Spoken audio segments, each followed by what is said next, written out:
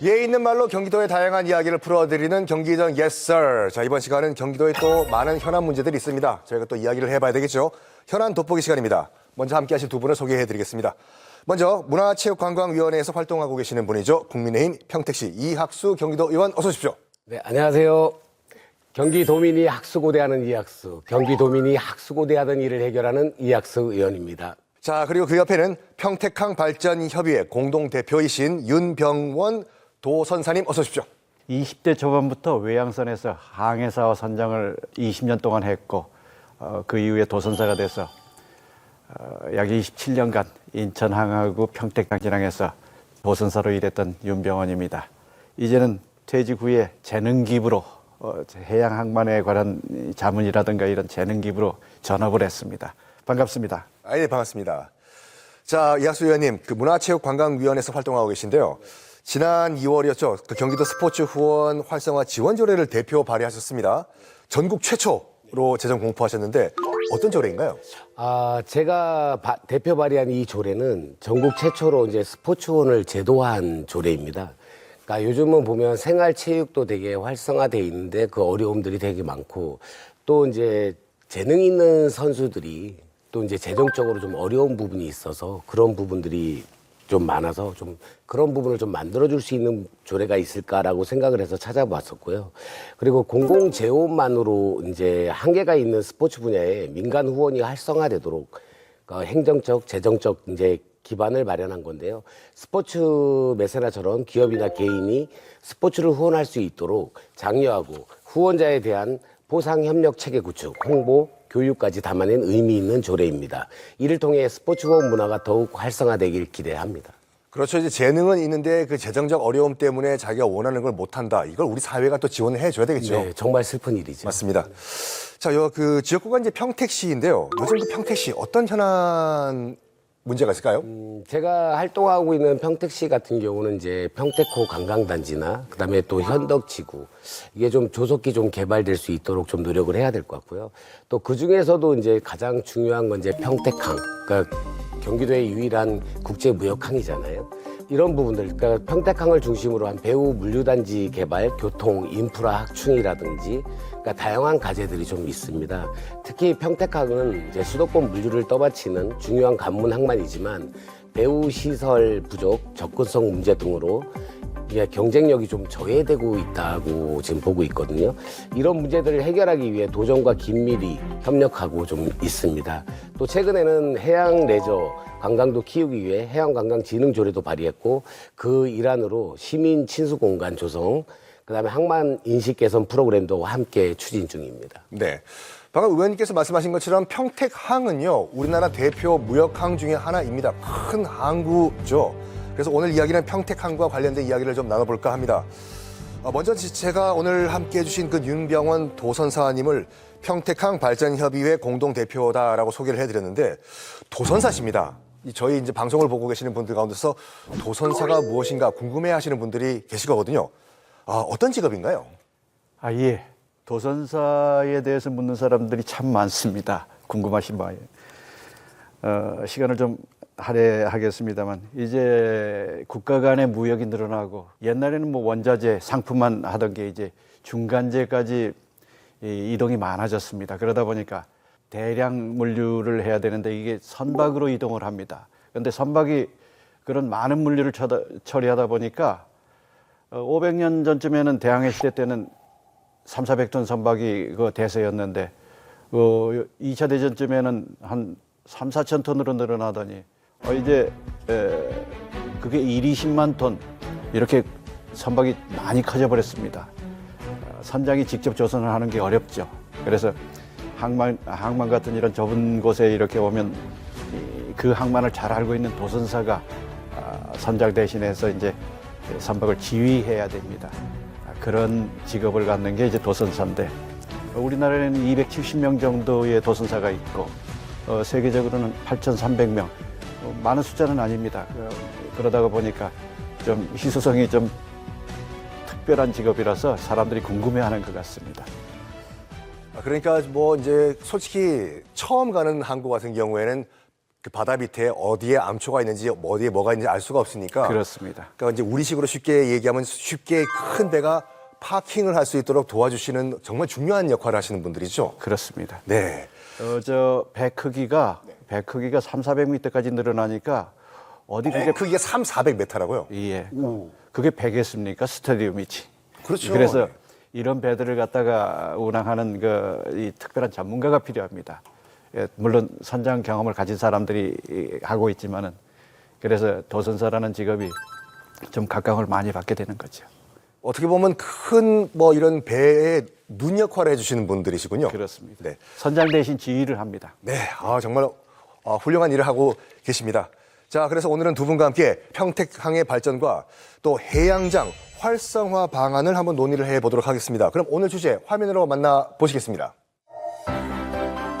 경기도의 화장률이 90%를 넘어서며 자연장, 해양장에 대한 관심이 높아지고 있습니다. 자연장, 해양장 등 자연에 가까운 장래 방식은 비용 절감 효과와 환경적 가치를 중요시하는 요즘 세대의 인식 변화와 연결돼 있습니다. 그러나 경기도에서는 인구 대비 화장장과 봉안당과 같은 장래 인프라가 부족한 상황입니다. 이에 해양장이 그 대안으로 떠오르고 있습니다. 특히 경기 바다라는 자원을 보유한 경기도의 경우 평택항이 해양장을 건립하는 데 좋은 여건을 가지고 있어 주목받고 있습니다. 이에 경기도의회에서는 지난 4월 경기도 자연장 장래 및 지원 조례 일부 개정 조례안을 발의해 해양장도 제도권 안으로 들어오게 하는 등 다양한 노력을 하고 있습니다. 해양장의 장점을 생각해보고 해양장 지원 방안을 고민해보는 시간. 경기도의회 이학수 의원과 윤병원 도선사와 함께 경기도 해양장 지원 방안에 대해 논의해봅니다. 보신 것과 같이 오늘의 주제는 해양장 도입과 관련된 내용입니다. 이제 의원님, 먼저 해양장이라고 하면 우리 시청자 여러분들이 그게 뭐지? 약간 어색하실 수도 있는데요. 해양장 개념을 좀 정리를 해주시죠. 해양장은 하장한 유골을 바다에 뿌리거나 봉안하는 장래 방식입니다. 그러니까 유골이 산분된 위치를 기록으로 남기기 때문에 나중에 유족이 그 장소를 추모의 공간으로 다시 찾을 수 있습니다. 특히 이 방식은 육지의 공간을 차지하지 않기 때문에 토지 이용이 불필요하고 자연 속에서 고인을 기릴 수 있다는 점에서 요즘 시대의 가치와 잘 맞는 방식입니다. 단순히 장례를 치르는 개념을 넘어 삶의 마지막을 환경적으로 의미 있게 마무리할 수 있다는 게 큰 특징입니다. 네. 요즘 장례 방식이 상당히 다양해지고 있습니다. 그러면 의원님, 우리 국민들은 어떤 장례 방식을 선호하고 있을까요? 우리의 국민들의 대다수는 이제 화장을 선호합니다. 그러니까 2023년 기준 경기도의 화장률이 90%를 넘어섰고 고령층에서도 88% 이상이 이제 화장을 선택하고 있는 그 상황입니다. 그러니까 화장 이후에는 기존처럼 납골당에 안치하거나 자연장 또는 해양장을 선택하는 경우가 늘고 있고요. 그 중에서도 자연에 더 가까운 장례 방식이 주목받고 있는 이유는 비용 절감, 그다음에 효과와 더불어 이제 환경적 가치를 중시하는 요즘 세대의 인식 변화와도 연결되어 있습니다. 그러면 도선사님, 요즘 이렇게 이제 화장을 선호하게 되면은 솔직히 이제 시설 부족 문제가 떠오를 수밖에 없는데요. 이 경기도 같은 경우에는 어떻습니까, 지금? 수도권에서는 다른 지역에도 화장장의 수요가 부족한 것은 사실입니다. 그런데 수도권에서는 특히 2,600만이나 살고 있는 서울, 경기 수도권에서는 화장장이 절대로 부족할 수밖에 없죠. 그런데 화장장을 새로 좀 확장을 하기 위해서는 주민들이라든가 이런 갈등을 해결해 나가야 되는데 그런 갈등을 해결하기가 어렵습니다. 그러다가 보니까 이제 3일장이 5일장까지 늘어나기도 하고 심지어는 7일장까지 늘어나기도 합니다. 해양장의 특징으로 얘기하면 특징이라는 것은 무엇보다도 이 화장장 증설이 어려운 상황에서 그런 화장장을 갖다가 주민 갈등이 거의 없이 이렇게 쉽게 화장장을 증설할 수 있다는 그런 장점이 있겠습니다.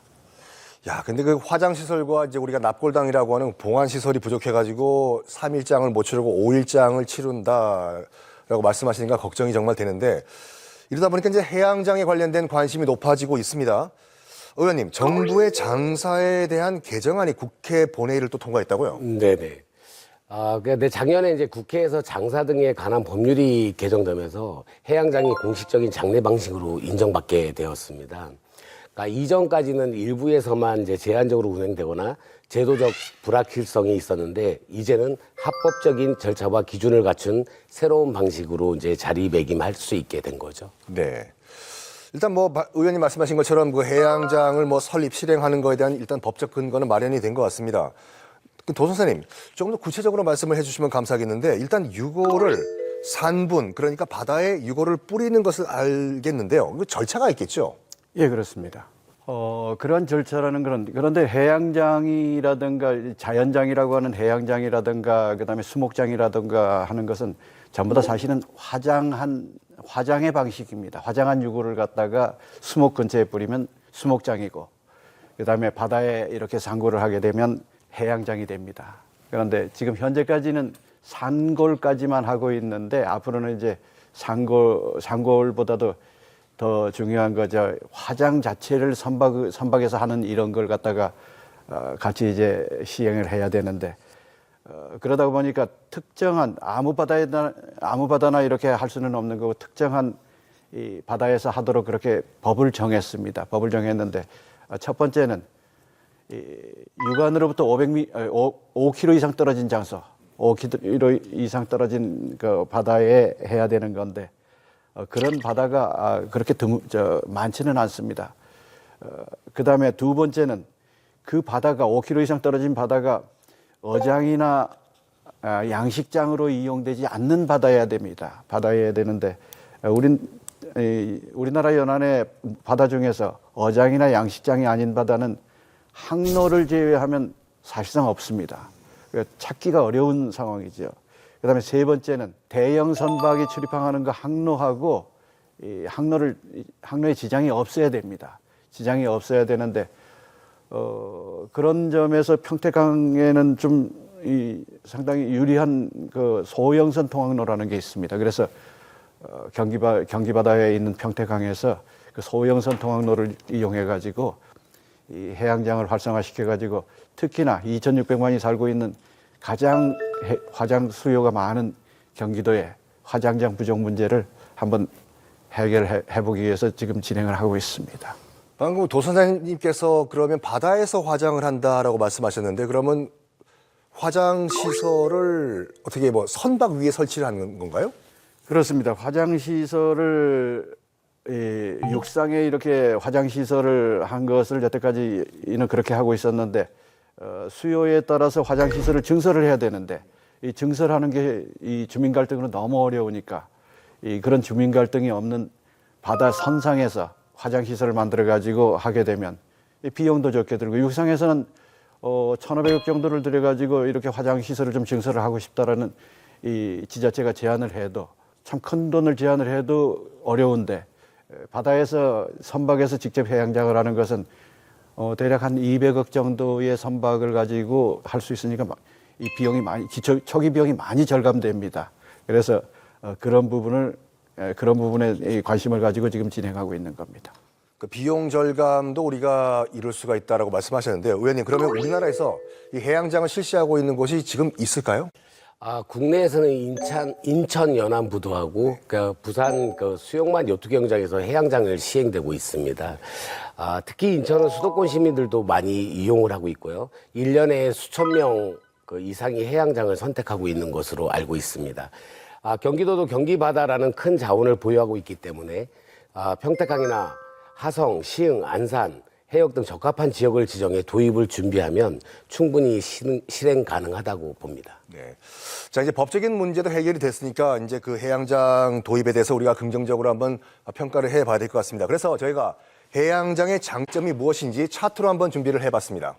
자, 해양장의 장점 저희가 한번 살펴보도록 하겠습니다. 첫 번째는 친환경적이다 이거인데요. 그 많은 분들이 이제 우려하시는 부분이 이겁니다. 과연 이것이 친환경적일까 이건데요. 도 선생님 어떻습니까? 뭐 관련 연구가 좀 있었겠죠? 예, 먼저 시행을 하고 있는 유럽이나 일본 같은 다른 나라에서 해양장에 대해서 시행착오를 겪어온 것을 갖다가 먼저 참조를 하는 것이 훨씬 더 바람직할 겁니다. 유럽이나 이 일본에 비해서 우리나라는 이 이 화장장에 대해서 인식이 좀 부정적인 것은 사실입니다.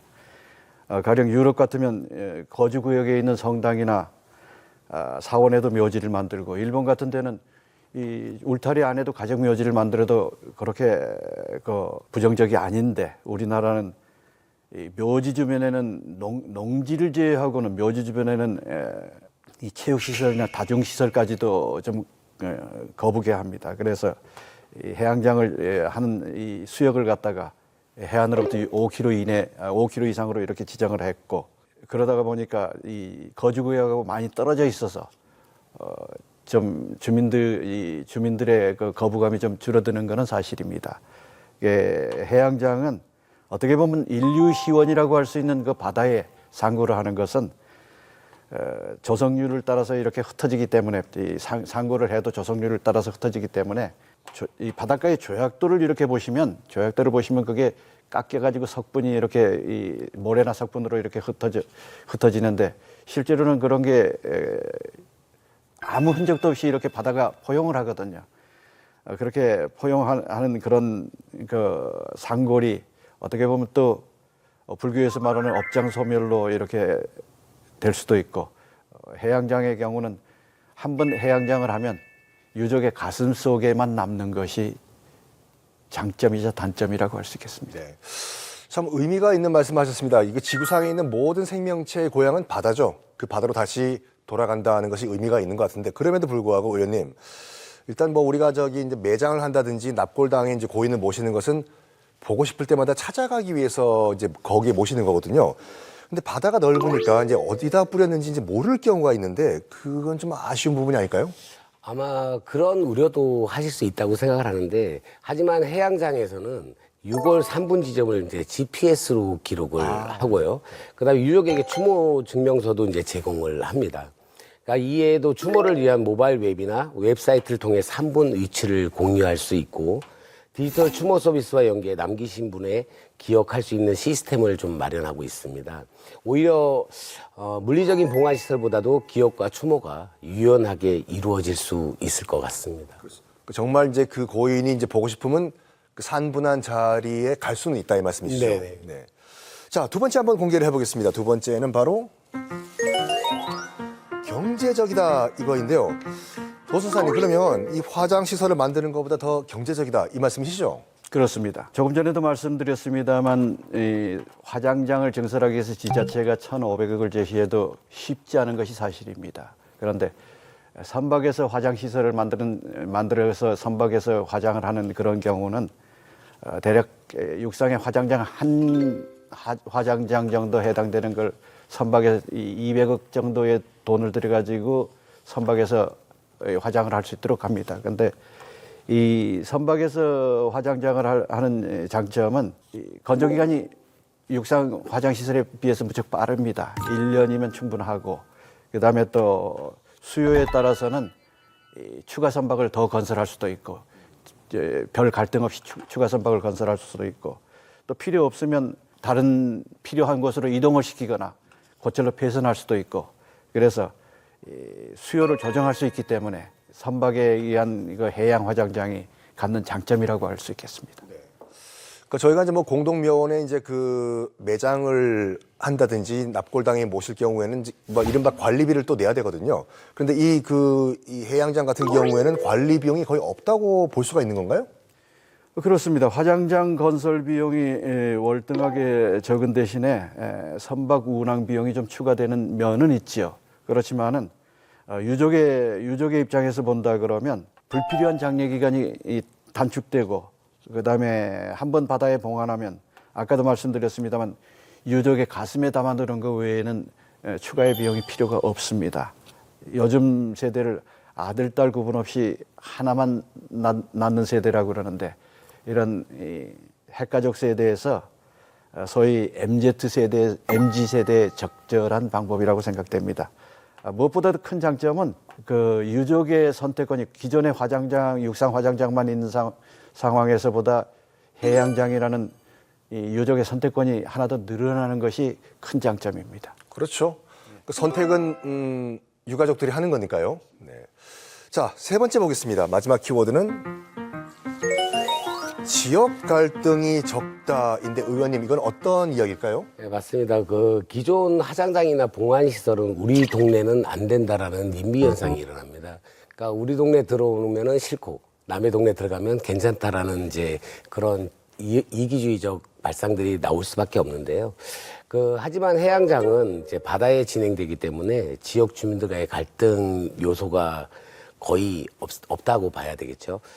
지역 행정 부담도 줄고 주민 수용성도 높아져 도입에 대한 저항이 훨씬 적을 거라고 생각을 합니다. 자, 그러면 도수사님 실제 우리가 좀 참고할 만한 해외 사례가 또 있을까요? 예, 선진국에서는 이미 우리보다 먼저 해양장을 실시했기 때문에 많은 사례들이 있습니다. 구체적으로 여기서 제한된 시간에 다 말씀드릴 수는 없지만은 수도권에서 이렇게 겪는 화장장 문제를 그런 어려움을 줄이고 장례 절차를 3일장으로 다시 이렇게 복원하는 방법으로 선박에서 직접 화장을 하고 상골까지 하는 이런 원스톱 서비스 시스템으로 가는 게 좋은 사례라고 생각됩니다. 특히나 해양장에서 이제 허용되는 것이 골분하고 생화를 허용하고 있는데 일본 같은 경우는 이 수용성 종이봉투에 담아서 수중에 이렇게 상골하는 방법도 우리가 참조할 만한 그런 방법입니다. 자, 이제 우리가 그 해양장의 장점에 대해서 쭉 이야기를 나눠보고 있습니다. 이야기를 들을수록 해양장의 필요성을 느끼고 있는데요. 최근 의원님께서는 관련 조례를 제정하셨습니다. 어떤 내용인가요? 네. 제가 이제 발의한 경기도 자연장 장려 및 지원 조례 일부 개정 조례안이 올해 4월 본회의를 통과했습니다. 이번 개정안의 핵심은 자연장의 범위를 기존의 수목장이나 잔디장 등 육상 중심에서 벗어나 해양의 유골을 부리는 그 방식까지 포함시키는 내용입니다. 쉽게 말해 해양장도 이제 경기도에 이제 제도권 안으로 공식적으로 들어온 것입니다. 그동안 자연장은 환경보호나 공간 전략 면에서 좋은 대안이지만 실제 제도는 육지 중심에 머물러 있었고요. 그런데 이제 최근 장사법이 개정되면서 바다에 유골을 뿌리는 산무장도 자연장의 한 방식으로 이제 인정된 거죠. 이에 따라 저도 경기도 조례를 신속히 개정해 법률과 조례 간 정합성을 맞추고 해양장을 제도적으로 뒷받침할 수 있는 기반을 마련한 것입니다. 자, 이렇게 의원님께서 그 법적 기반을 만들어 주셨습니다. 그런데 그러면 이 해양장 시설을 어디다가 설치할까? 이게 또 이제 문제거든요. 하여튼 경기도는 이제 평택항이 있는 만큼 이제 여기에 이제 선박 화장장 시설을 이제 만들자라는 의견이 나오고 있는데 도수사님, 그러면 평택항이 어떤 점에서 적합한가요? 예, 평택항은 아산만 안쪽에 깊숙이 내륙 깊숙이 들어와 있는 항구입니다. 그러다가 보니까 육상에서 평택항으로 접근하는데 그 접근 시간이 수도권하고 충청권에서 1시간 전후 또는 뭐 화성이라든가 이런 안성이라든가 이런 데서는 3, 40분에 이렇게 올 수 있는 그런 장점이 있습니다. 그리고 해양장이 적당한 수역은 어장이나 양식장이 없고 상선의 항로가 없다고 하더라도 멀면 안 됩니다. 그저 왕복으로 선박이 이동하는 거리가 이동하는 시간이 4시간 이내 정도가 돼야 됩니다. 마침 평택항에는 어장이나 양식장이 없고 상선의 항로에 지장을 주지 않은 소형선 통항로라는 게 있습니다. 부두에서 소형선 통항로까지 왕복 한 3시간 정도 걸리는데 그런 요건이 평택이 유리한 그런 부분입니다. 그 여러 가지 뭐 입지 조건을 말씀하셨는데요. 혹시 날씨나 이런 측면도 영향을 미칠까요? 예, 참 중요하죠. 네. 날씨에 의해서 해양장을 할 수 있는 해양 그 선박을 만들어도 날씨에 의해서 중단이 된다 그러면 상당히 또 육상 화장장이 갖지 못하는 그런 어려움이 될 겁니다. 그래서 날씨는 이 해양장을 하는 수역이 아산만처럼 육지로 이렇게 둘러싸여 있어가지고 파도의 영향이 적은 곳, 그다음에 바람이 불더라도 어차피 바람은 기류가 있는 한 바람은 있습니다. 그런데 바람이 불더라도 항로하고 평행으로 이렇게 바람이 불면 아주 유리합니다. 왜냐 그러면 이 선박이 이렇게 앞뒤로 길지 않습니까? 긴데 이 긴 경우는 긴 쪽에는 파도가 쳐도 움직이질 않습니다. 그런데 이 좁은 측면에서 바람을 받으면 이 롤링이라고 하는 그 횡효라고도 하는데 롤링이라고 하는 그 배 움직임이 큽니다. 그렇게 돼서 이 화장을 실행하기 어렵고 유족이 또 멀미도 할 수 있고 그런데 마침 평택항에 있는 아산만은 그 항상 바람이 북서쪽 300도 방향 그래서 항로하고 거의 같습니다. 그래서 기상도 중요한데 그 기상조차도 평택항에는 아주 유리한 방향으로 작용을 하고 있습니다. 그러니까 평택항이 이제 입지 조건과 이제 그 기상 조건이 딱 맞아떨어지는 이제 적합한 곳이다라고 말씀하셨습니다. 그렇습니다. 그럼 의원님, 그럼 이제 평택 해양장 시설이 들어오면은 평택 시민들 그리고 경기도 도민들에게는 어떤 혜택이 돌아갈까요? 일단 해양장은 그 공간 제약과 주민 반대를 수반하는 기존 그 육상 장례시설 한계를 보완할 수가 있겠죠. 특히 경기도는 하장률이 전국 상위권이지만 봉안당 등 후속 시설이 좀 많이 부족한 편이잖아요. 그러다 보니 도민들이 타 지역에서 이동해야 하는 불편을 좀 겪고 있습니다. 해양장을 통해 장례 인프라를 다양화하면서 도민들의 선택권을 좀 넓히고 그다음에 이제 장례 문화의 친환경적 전환도 유도할 수 있다고 봅니다. 평택 시민들에게는 지역 정체성과 연계된 의미 있는 추모 공간이 될 수 있다는 점에서 매우 가치가 있다고 생각합니다. 네. 자, 이렇게 장점이 많은 그 해양장, 평택 해양장이 이루어지기 위해서는 또 많은 준비 과정이 필요할 것 같습니다. 도선사님이 보시기에는 어떤 준비 과정이 필요할까요? 해양장을 실행하기 위해서는 장례에 사용되는 선박이 접안할 수 있는 부두가 필요합니다. 부두가 필요한데 평택항의 특징은 백화점처럼 이렇게 여러 가지 선박이 이렇게 들어오는데도 불구하고 하나 좀 부족한 게 연안 부두가 없는 겁니다. 장례 선박 같은 거는 중소형 선박들이 사용할 수 있는 연안 부두가 없는 것이 좀 불편하고 좀 아쉽습니다. 그런데 마침 수역이 좀 좁아가지고 기존에 사용하던 국제여객 터미널을 갖다가 새로 이렇게 증설을 해가지고 옆으로 옮겼습니다.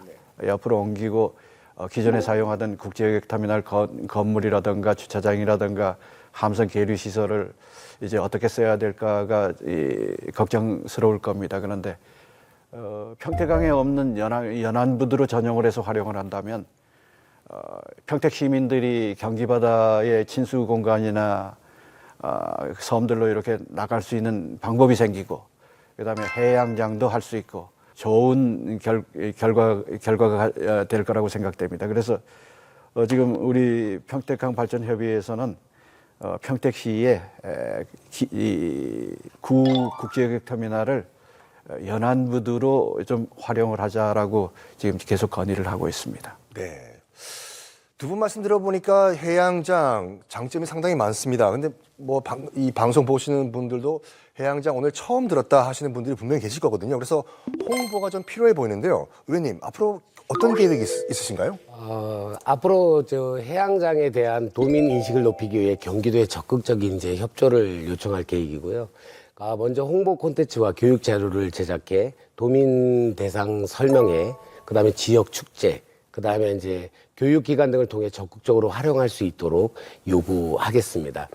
정책 공감대를 확산시킬 수 있도록 공청회와 토론회 개최도 이제 경기도와 협력해 추진해 나갈 것이고 도민의 이해와 공감 없이 제도는 실현되기 어렵기 때문에 이를 위한 정책적 재정적 기반을 마련을 경기도와 함께 만들어 가겠습니다. 네. 의원님, 그 경기도뿐만 아니라 전 국민들이 다 알 수 있도록 홍보 좀 부탁드리겠습니다. 네, 알겠습니다. 네.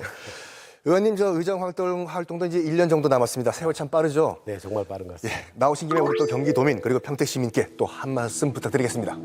어느덧 임기 마지막 해인 것 같습니다. 도민이 학수고대하던 일을 해결하려고 쉼없이 한 발 더 한 발짝 더 뛰어왔던 시간이었던 것 같습니다. 이제 남은 1년 동안도 초심의 마음으로 최선을 다해서 만들어 가도록 하겠습니다.